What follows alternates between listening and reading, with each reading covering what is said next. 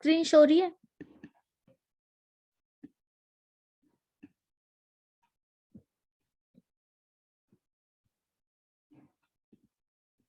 Okay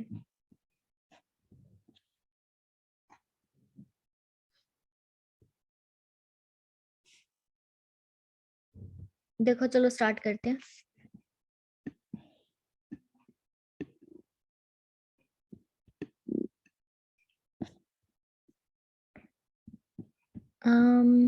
अच्छा, ये समझ नहीं आ रही थी ना, दोबारा से ही करते हैं इसको।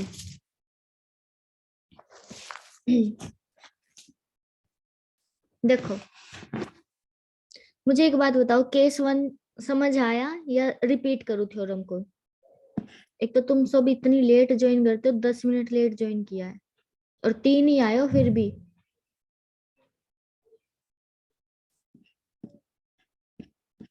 बताओ,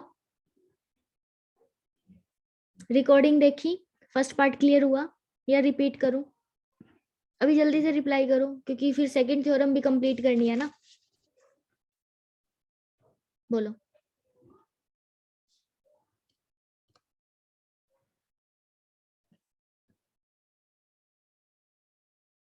अभी बोलोगे नहीं? चलो देखो, शुरू से ही देखना इस थ्योरम को, आराम से करते हैं बिल्कुल। थ्योरम की स्टेटमेंट क्या कहती है? The order of non zero element of an integral domain is same. हर एक एलिमेंट का ऑर्डर इंटीग्रल डोमेन में सेम होता है ना। तो थ्योरम को दोबारा से स्टार्ट करते हैं, ठीक है? यहाँ से थ्योरम 3 थोड़ा बड़ा कर लेते हैं। That is order of each non-zero element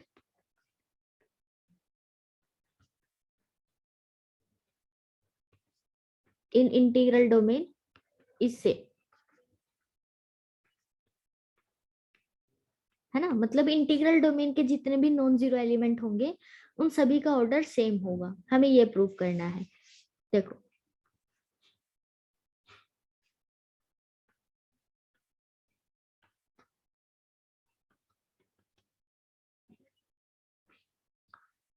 अब आर हमारे पास इंटीग्रल डोमेन है ना, और उसका हमने कोई भी नॉन जीरो एलिमेंट लिया, सपोज हमने आर ली इंटीग्रल डोमेन और उसका हमने एक नॉन जीरो एलिमेंट लिया है ए, जो ए है वो हमारा इंटीग्रल डोमेन में से है। देन अब ऑर्डर ऑफ ए हमने ले लिया एन।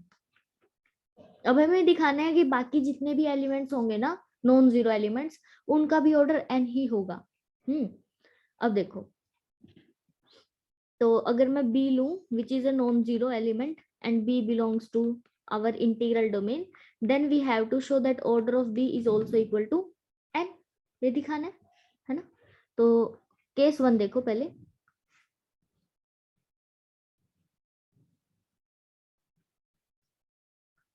अब ऐसा हो सकता है कि ऑर्डर ऑफ ए फाइनाइट हो या इनफाइनाइट हो।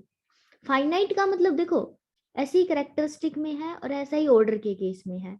जीरो बोले या इनफाइनाइट बोले एक ही बात होती है, क्योंकि ऑर्डर जीरो का मतलब क्या हुआ कि उसको 0 बार खुद में ऐड कर रहे हो तो तुम्हें आइडेंटिटी मिल रही है। इसका मतलब हमें करते रहना है, करते रहना, करते रहना है ना।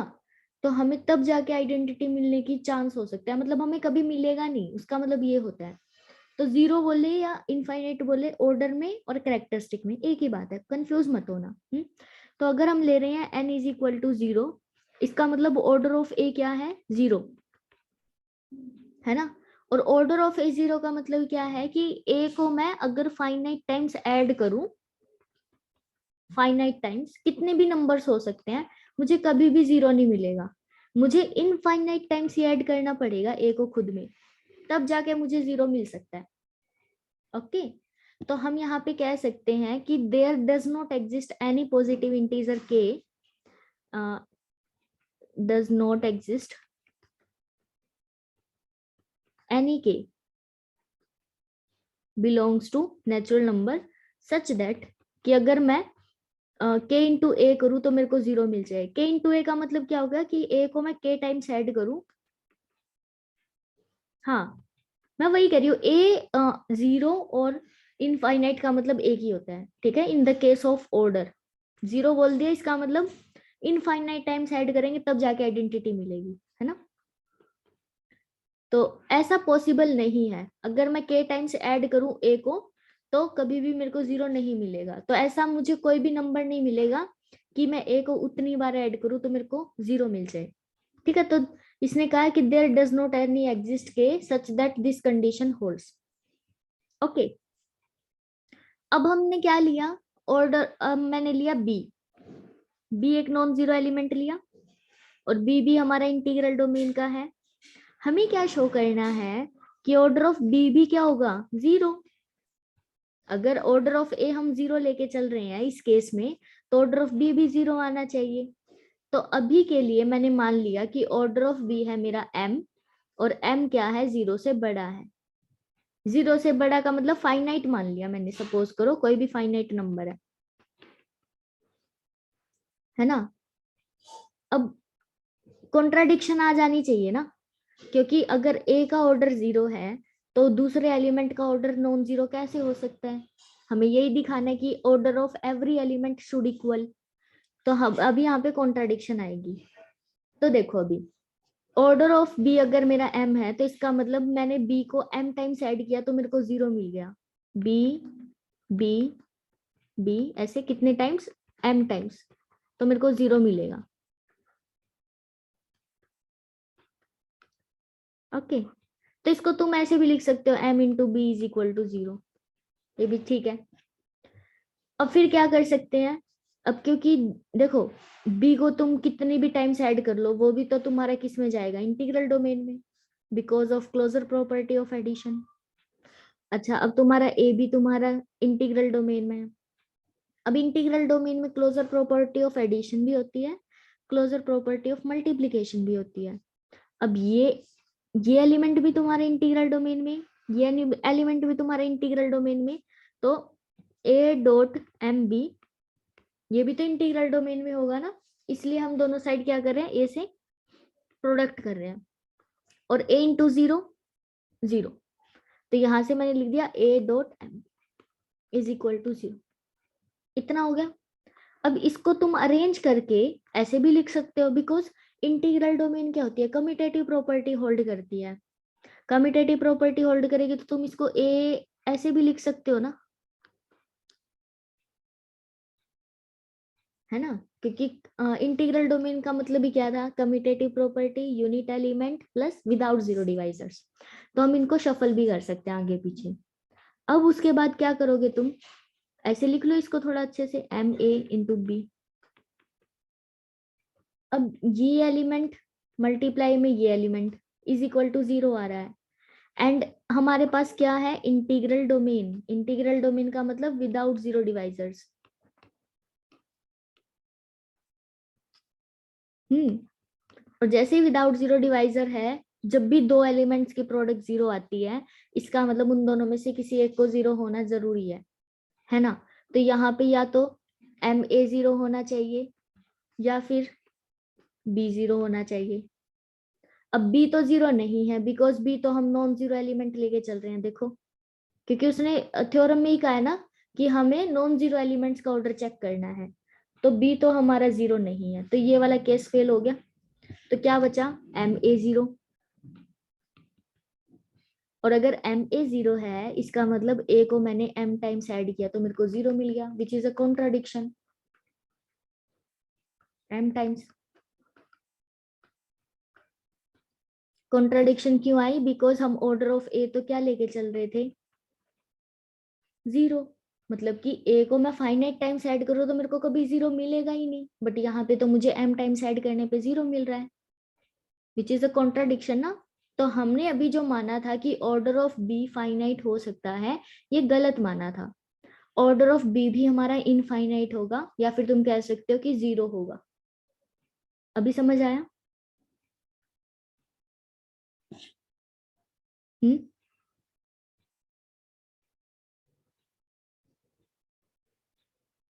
रिप्लाई करो सभी चैट बॉक्स में।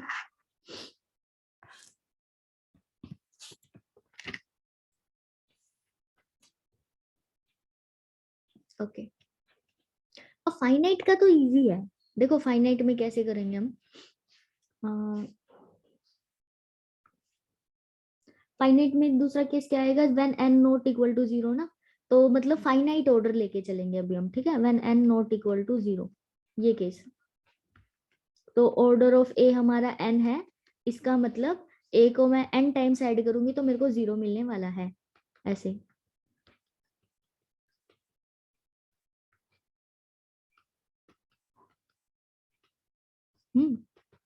अब हमने लिया ऑर्डर ऑफ बी, m लिया है, और m भी मैं क्या ले रही हूँ, नॉट इक्वल टू 0।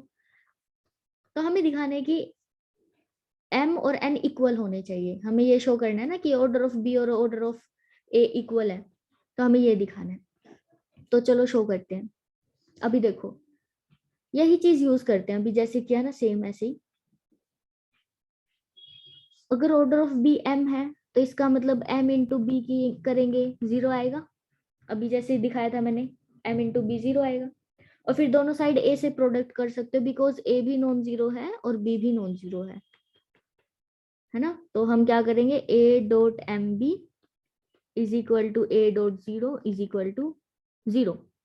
तो इसको फिर से हम वही इंटीग्रल डोमेन की डेफिनेशन लगा देंगे, m इंटू ए और फिर b इज इक्वल टू 0, और फिर विदाउट जीरो डिवाइजर की हेल्प से हम कह सकते हैं कि m a 0 या फिर b 0। अब b 0 नॉट पॉसिबल, तो हमारे पास क्या आ गया, m a 0, बिल्कुल ऊपर वाले जैसा। अब तुम देखो ऑर्डर ऑफ a तो n है, बट m इंटू ए 0 आ रहा है, तो तुम क्या कह सकते हो, m less than equal to होगा या ग्रेटर देन इक्वल टू होगा। ऑर्डर तुम्हारा हमेशा कैसा होता है ना, देखो ऑर्डर हमेशा सबसे छोटा होता है, तो इसका मतलब ये वाला हमारा वो आएगा, क्या कहते हैं, सिंबल। तो m will be greater than equal to n, है ना, यहां से ही आया। क्लियर है ये बात, हमेशा हमेशा बताती हूँ। देखो ऑर्डर है n, बट m अप्लाई करने पे भी 0 आ रहा है, इसका मतलब क्या होगा, जो ये m होगा ये n का मल्टीपल होगा, और जो n है वो सबसे छोटा नंबर होता है। ऑर्डर की डेफिनेशन यही होती है ना, सबसे छोटा नंबर जो कि तुम्हें आइडेंटिटी दे दे। तो ये आ गया। अब तुम इसका रिवर्स करो, रिवर्स में कैसे करोगे, अभी हम ऑर्डर ऑफ बी से स्टार्ट कर रहे थे, अब हम ऑर्डर ऑफ ए से स्टार्ट कर देंगे, n into a is equal to 0, फिर हम दोनों साइड बी से प्रोडक्ट कर देंगे, ऐसे, है ना। तो फिर इसको फिर से शफल करेंगे, तो ये n इंटू बी और फिर डॉट में a आएगा, ऐसे। और फिर हम कहेंगे कि या तो n भी 0 होगा या फिर a 0 होगा, बट a तो 0 पॉसिबल नहीं है, तो इसका मतलब n भी कोई 0 होना पड़ेगा। बट ऑर्डर ऑफ b तो हमारा m था और n भी 0 आ रहा है, तो इसका मतलब order of b should be less than equal to n, तो m should be less than equal to n, यहां से ये आ गया। तो इन दोनों इनइक्वालिटीज को यूज करके हम कह सकते हैं कि m is equal to n होगा, है ना। बोलो क्लियर है ना, एकदम सेम है, मतलब रिवर्स में ही चलना है ऐसे करके। ओके, लिखो एक बार चैट बॉक्स में, फोर्थ थ्योरम करते हैं फिर।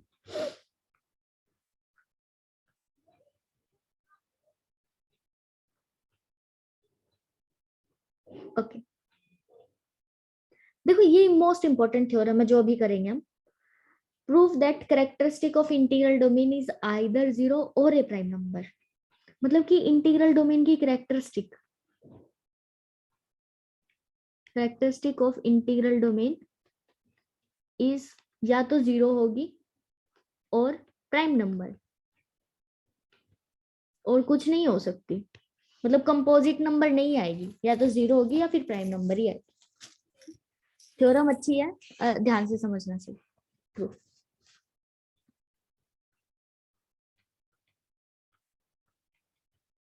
अभी जब तुम कोई भी जैसे स्टेट यूनिवर्सिटी के एमएससी एंट्रेंस एग्जाम देने जाओगे ना, तो ऐसे स्टेटमेंट यू आएंगी कि which of the following statement is true या फिर फॉल्स। तो ऐसे आएगा कि characteristic of in integral domain can be composite, तो वो फॉल्स हो जाएगा। तो तुम इस थ्योरम्स की स्टेटमेंट याद करके जानिए, प्रूफ नहीं करवाएंगे वो वहां पे, बट तुम्हें सारी स्टेटमेंट्स याद होनी चाहिए, है ना। देखो पहले इस पे फोकस करते हैं, दैट इज अब हमारे पास कोई एक इंटीग्रल डोमेन हम लेके चलेंगे यार, इंटीग्रल डोमेन, और ए हमने क्या ले लिया, इसका एक non zero element, a belongs to our integral domain. अब अगर ऑर्डर ऑफ ए जीरो हो गया तो करेक्टरिस्टिक भी जीरो हो जाएगी। हमने कल थ्योरम की थी ना कि करेक्टरिस्टिक किसके इक्वल होती है, ऑर्डर ऑफ एलिमेंट के, ये हमने थ्योरम की थी, स्टेटमेंट देखी थी जिनकी, देखो ये रही, है ना, कि अगर हमारे पास इंटीग्रल डोमेन है और अगर हमारे पास करेक्टरिस्टिक जीरो आ रही है तो ऑर्डर ऑफ एलिमेंट भी जीरो आएगा या इनफाइनाइट आएगा, ठीक है। और अगर ऑर्डर हमारा फाइनाइट आ रहा है तो एलिमेंट भी ऐसे आएगा, इफ एंड ओनली इफ की कंडीशंस है वो।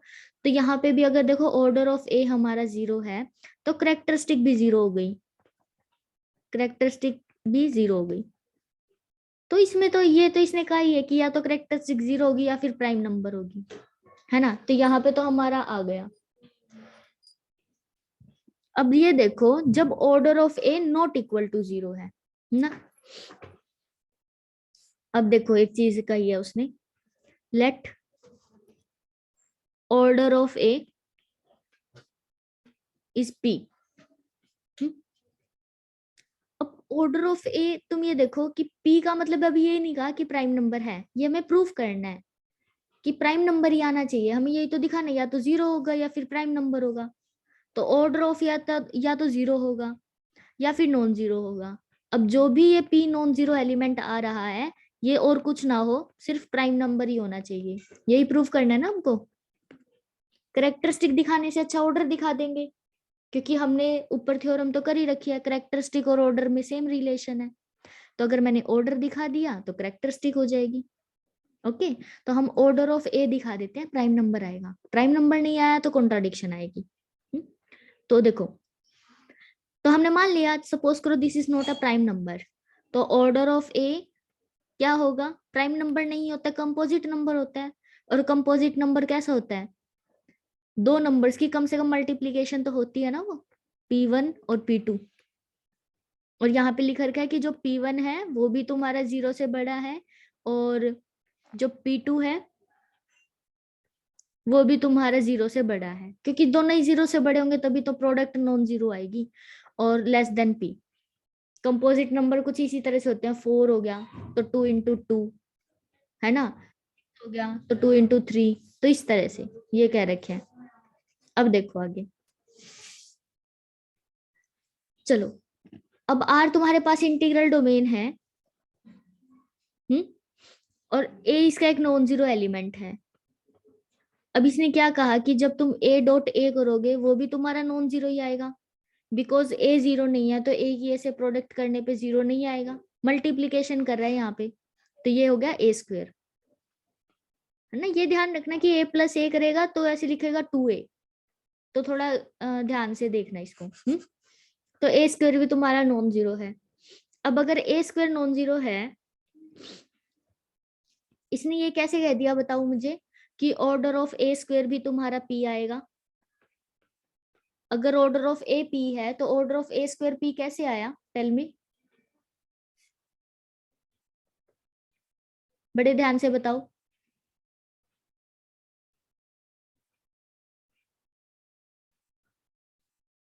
शाबाश, फिर मुझे पता चल जाएगा कि तुम्हें अच्छे से समझ आ रहा है। कोई भी बताओ, किसी एक ने भी बता दिया दिल खुश हो जाएगा, बोलो।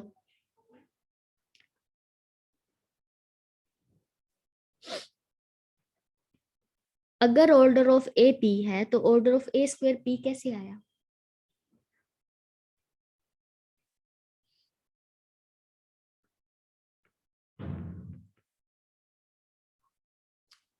सोचो थोड़ा, 1 मिनट का टाइम देती हूँ मैं। कितना टाइम हो गया हो, चलो जल्दी बताओ, 13 हो रहा है, 14। लास्ट थ्योरम का यूज कर रहे थे। कैसे?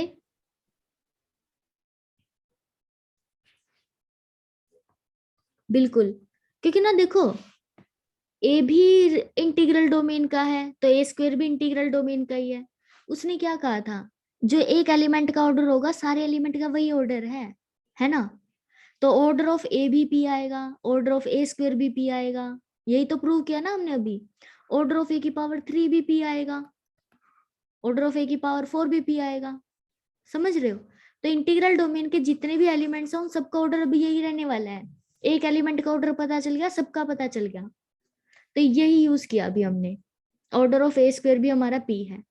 अब इसका मतलब क्या होगा कि तुम ए स्क्वायर को पी टाइम्स ऐड करोगे तो तुम्हें क्या मिलने वाला है, 0। तो तुम कह सकते हो p into a square is equal to 0, है ना। ऐसे लिखो। अब p की वैल्यू क्या है तुम्हारी, p की वैल्यू अभी हम लेके चल रहे हैं p1 into p two, composite number लेके चल रहे हैं, कॉन्ट्राडिक्शन आनी चाहिए। तो p1 into p two into a square is equal to 0। अब इसको ब्रेक करो, ए स्क्वायर का मतलब ए डॉट ए, तो p1 p2 A is equal to 0। और क्योंकि हमारे पास इंटीग्रल डोमेन है तो कम्यूटेटिव प्रॉपर्टी होल्ड होती है। और ये तो वैसे भी स्केलर्स हैं, ये कोई रिंग के एलिमेंट थोड़ी है p1 p2, ये है रिंग इसके इंटीग्रल डोमेन के। तो हम इनको ऐसे लिख सकते हैं p1a and p2a is equal to 0। अब इंटीग्रल डोमेन का मतलब क्या हो गया कि दो एलिमेंट्स के अगर प्रोडक्ट 0 आ रही है, या तो p1a 0 आना चाहिए या फिर p2a 0 आना चाहिए, है ना। इसका मतलब क्या हो गया, या तो a को मैं कितने टाइम्स ऐड करूं, p1 टाइम्स, या फिर a को मैं कितने टाइम्स ऐड करूं, p2 टाइम्स, तो 0 है। दोनों में कॉन्ट्राडिक्शन है, बिकॉज उसने कह रखा है कि p1 और p2 तो हमारे दोनों ही लेस देन p है, और ऑर्डर ऑफ a कितना था, p।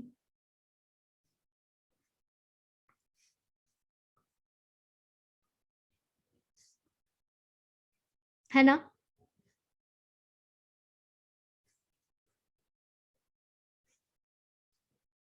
एक मिनट रुको, देखो, बताओ मधु स्वाति।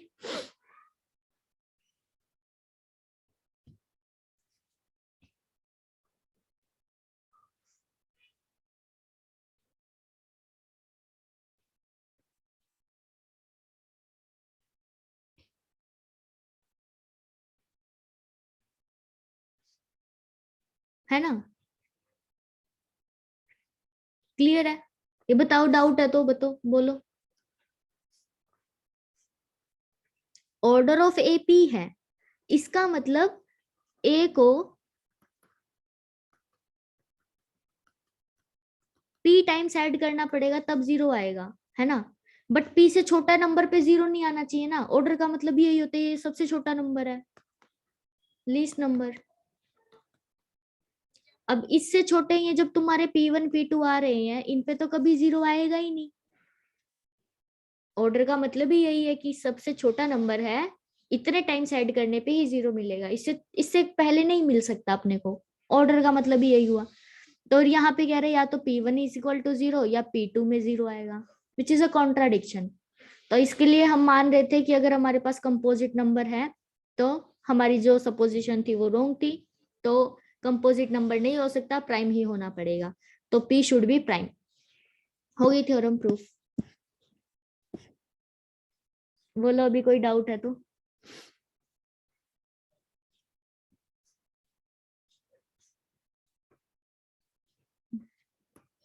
गरिमा समझ आया? तुम्हारा बीच में नेटवर्क चला गया था ना, बोलो।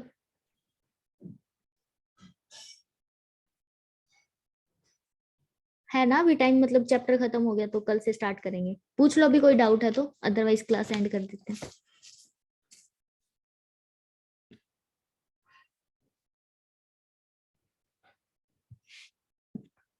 आवाज आ रही है मेरी सभी को? ओके, ठीक है। तो ये चैप्टर देखो अपना खत्म हो गया, आगे ना छोटे छोटे चैप्टर्स हैं, ऐसे ही तुम्हें मतलब अब जल्दी जल्दी हो जाएगा ग्रुप तो। मतलब क्योंकि रिंग्स है ना, सारा ग्रुप से रिलेटेड है, कुछ कुछ टर्म्स सेम आएंगे, कुछ जो अलग आएंगे उनमें थोड़ा टाइम लग जाएगा, तो जल्दी हो जाएगा। Okay, bye bye.